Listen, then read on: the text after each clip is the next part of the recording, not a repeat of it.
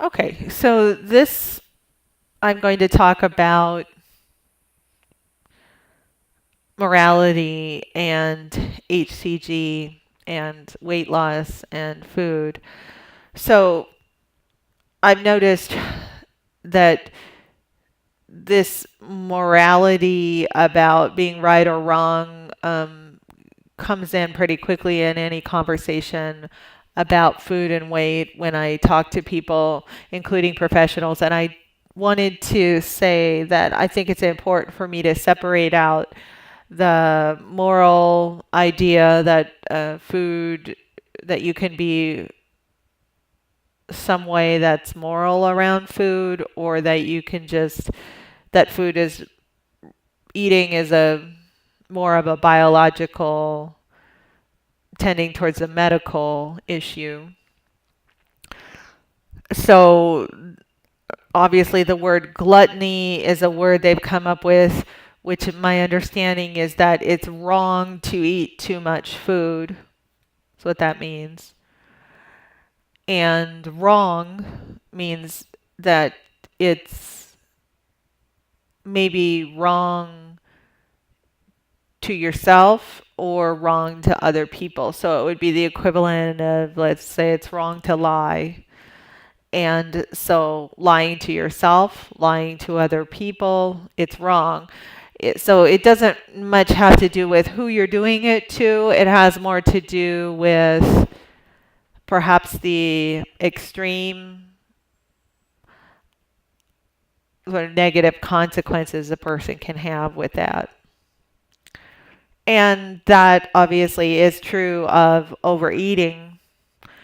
So it's, I can see where people come to that.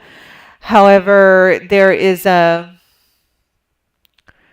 major misperception mixed in there, I see, where people are thinking that an individual has a choice. Whereas, like, lying may be a choice. However, sometimes I think it's not. Sometimes I think people are driven to lies.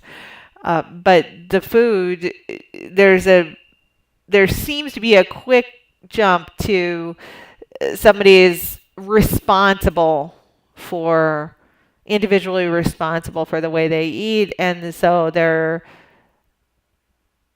open to criticism and even moral judgment because they're making the wrong choice with food. And there's an anger, a self-righteous anger that I hear um, in tonality around food or on websites or in books. So particularly weight loss apocalypse, and some of the commentary around that book. And also with, it's my theory, women or men who are anorexic and have never been overweight. I notice a difference between people who have never been overweight and their opinions about food and eating and weight loss as opposed to people who have been overweight. And I think that the HCG diet doctor who developed it, anyway, it's not coming to me about pounds and inches. He's very good. He's very amazingly understanding of obesity in that article. And that really is my ideal perspective. I pretty much agree with everything he said about obesity and weight loss in there. Um, so I really appreciated, I actually teared up. I was crying when I read that article for the first time because it was just so kind, so tolerant and understanding. So I really don't care for weight loss apocalypse and the attitudes of that I see. So I'm, for some reason, I had a for some reason, I thought this website was going to lead me to a nutritionist that was sort of HCG friendly and non-judgmental, but I got this nutritionist who was awful, terribly judgmental, and cautionary about HCG. Just a no person, felt like to me, and judgmental. So I wanted to talk about my struggle to find support in figuring out how to maintain my weight. Now, the other thing, I talked about an elimination diet in one other video, and that's the first diet. The other one is this eat, stop, eat, which is the intermittent fasting. So I wanted to talk a little bit about that. What I've been doing that in maintenance, and it's similar to eating to hunger, which is talked about in Weight Loss Apocalypse. Basically, you only eat when you're hungry. Great. I mean, she has, yeah, of course. I mean, I think anybody would do that if they could. So she's highly judgmental about people who don't do that in the book, and just totally inappropriately, awfully judgmental and self-righteous about that. However, so it's not even a particularly unique idea. The only reason I think the book has some value is because of the hormone research she talks about in it. Because I think hard science about why this works, HCG, and what the dynamics of food cravings and weight loss are is important research.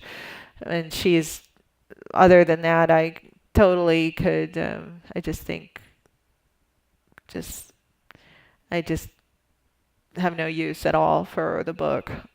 So anyway, so Eat, Stop, Eat is a fine, very cheap book where he comes up with this great conclusion, which is after watching the diet industry for 20 years, he was a reviewer and a writer for a diet magazine, and he saw over the years so many different approaches to weight loss that he saw like every food being said you shouldn't eat it, and then a few years later or not, or a few months or whatever, they'd say you shouldn't, you shouldn't, and it'd be for every food. And finally he said nothing really works for anybody except the idea that if you don't eat a lot, you don't gain weight.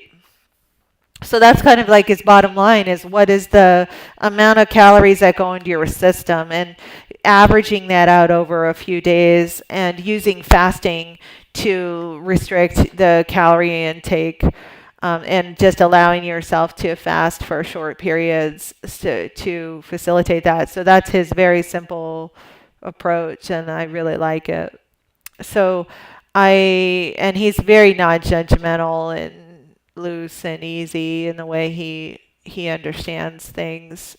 Um, so, and he just basically pleads with you. There is research that says that if somebody restricts, they tend to want to binge, and so if somebody fasts, they tend to want to eat more. And it is true, apparently, that people who do intermittent fasting do eat more meals after they fast than somebody who is eating breakfast, for example.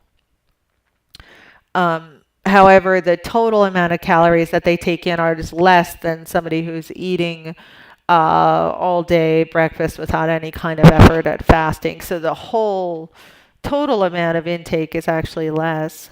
But yeah, right after the fast, the person tends to think a little bit more about food, and that's been my experience. So he just kind of pleads with you to try to stay in your normal food portions after you stop fasting. I've been a little loose with that because I feel like I've been restricting for a long time on the HCG. And I feel like I still need to discover food cravings and what's going on with the food. So I haven't been perfect with the portions, for sure. So, but I did discover something that Yeah, so anyway, they eat, stop, eat. So that's that.